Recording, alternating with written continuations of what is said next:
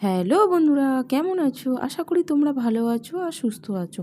আজকে তোমাদের সাথে শেয়ার করতে চলেছি ভাপা পিঠা রেসিপি। কত অল্প সময় আমি বাড়িতে ভাপা পিঠে বানাই, সেটাই তোমাদের সাথে শেয়ার করব। তাহলে চলো রেসিপিটি শুরু করি। এখানে আমি একটা নারকেল কুড়িয়ে নিয়েছিলাম, নিয়ে তার মধ্যে আমি লবণ দিলাম 1 চিমটি আর দিলাম এলাচ। এবার আমি ছাই করে নেব।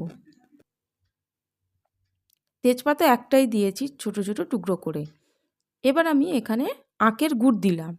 একটা নারকেলের জন্য এখানে আমি 200 গ্রাম আখের গুড় দিয়েছি। আখের গুড় দিলে ছাইটার টেস্ট হয় খুব ভালো আর খেতেও খুব ভালো হয়। আর 1 চিমটি আমি লবণ দিয়েছি। দিয়ে গ্যাসটা কিন্তু এখানে অফ অবস্থায় রয়েছে। নারকেলটা ভালো করে মাখিয়ে নেওয়ার পরেই আমি গ্যাসটা অন করব। এবার আমি ভালো করে নারকেলটা গুড়ের সাথে মাখিয়ে নিলাম।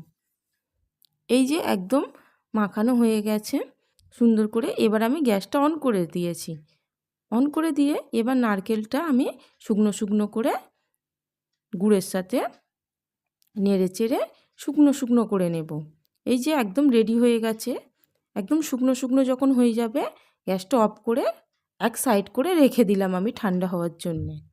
এবার আমি এখানে চালের গুঁড়ো নিয়েছি। চালের গুঁড়ো নিয়েছি এই বাটি 2 বাটি, মানে 200 করে 400 চালের গুঁড়ো নিয়েছি। 400 চালের গুঁড়ো দিয়ে আজকে আমি বানাবো। আর এই যে 1 চিমটি নুন দিয়ে, আর এই যে জলটা আমি আঙুল ডোবানোর মতো উষ্ণ থাকলেই হবে। খুব গরম জল এখানে তোমরা দেবে না। দেখবে যে আঙুল ডোবানো যাচ্ছে সেই জলেই ভালো করে মাখিয়ে নিতে হবে। অল্প অল্প করে জল দিয়ে মাখিয়ে নিতে হবে। আর এই যে এরকম নরম করেই মাখাতে হবে। যেরকম আমরা আটা ময়দা মাখাই ওরকম করেই মাখিয়ে নিতে হবে নরম করে।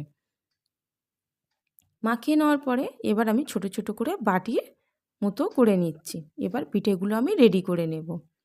এই যে হাত দিয়ে প্রথমে এরকম একটু বাটির মতো করে নিতে হবে। নিয়ে যে পুরটা আমি করে রেখেছিলাম ওই পুরটা অল্প করে একটু মাঝখানে দিয়ে এবার আমি মুখটা বন্ধ করে দিচ্ছি। দিয়ে কানাগুলো এইভাবে একটু মুড়ে মুড়ে দিলেই একদম রেডি হয়ে যাবে পিঠে। এইভাবে আমি পিঠেগুলো বানিয়ে নিচ্ছি। দেখো এরকম করে একটু শেপটা দিয়ে নিতে হবে। এই যে এরকম করে আমি বানিয়ে নেব এবার পিঠেগুলো। তোমরা চাইলে অন্য শেপ করে বানাতে পারো, অন্য শেপে। আমি এইভাবে বানাচ্ছি। এরকম করে বানালে বেশ দেখতেও সুন্দর লাগে আর খুব তাড়াতাড়িও হয়ে যায় পিঠেগুলো বানানো। এরকম করে ফেরও আমি তোমাদেরকে আর একটা করে দেখাচ্ছি। দেখো এই যে কানাগুলো আঙুল দিয়ে এরকম করে একটু মুড়ে দেবে, যাতে ভাপানোর সময় খুলে না যায়। একটু ধরে ধরে। আর এই পিঠেগুলো, পিঠে মানেই একটু সময় নিয়ে করা। তাড়াহুড়ো করলে একদমই হবে না। ধীরে সুস্থে আস্তে আস্তেই পিঠেগুলো বানিয়ে নিতে হবে। এবার আমি দেখো তোমাদেরকে দেখাচ্ছি সব পিঠেগুলো আমার রেডি হয়ে গেছে।